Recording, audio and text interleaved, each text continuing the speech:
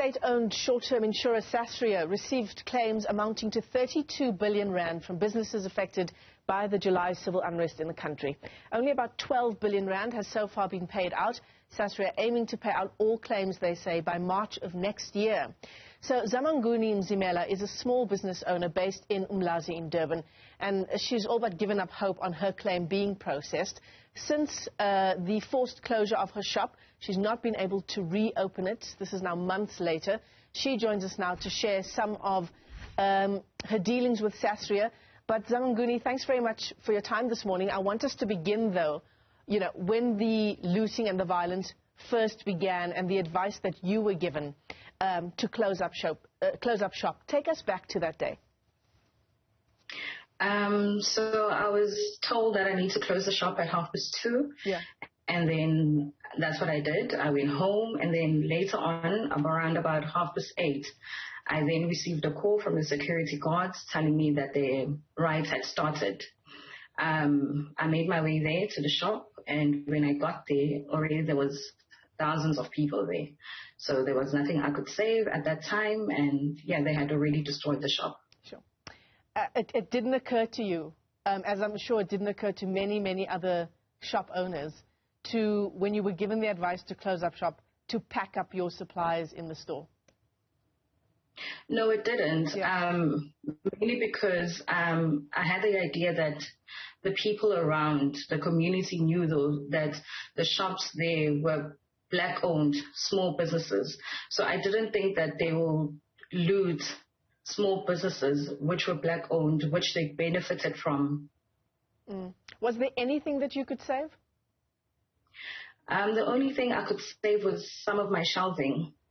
Other than that, everything was stolen. And your small business, it was, just give us a sense of what it was that you do. What was the store that you owned? I owned a gas shop, so I refilled and resell gas, and I had other gas appliances such as your stoves, your heaters. I had pots, everything that just deals with gas. I sold that in my shop. Okay. And your dealings with SASRIA from the outbreak of the looting up until now, what's happened in the past few months?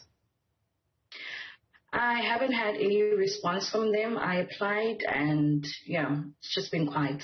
So you've not had any response about a possible payout from SASRIA? That's correct. In terms of whether you are able to now reopen your shop, relaunch your store, are you able to do so without that payment from SASRIA? What I've done is I've been looking for private funders to help me rebuild the shop. So fortunately enough, I've been given a bit of funding, so that will help me to be able to open up once the shop, once the mall has been refurbished.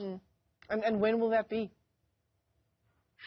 I'm not sure. Okay. I am not sure. We were told maybe in February, but I'm not sure. I mean, your story and the story of so many other people talks about, the stores that they had before the looting began was their sole source of income for themselves and for their families and their households.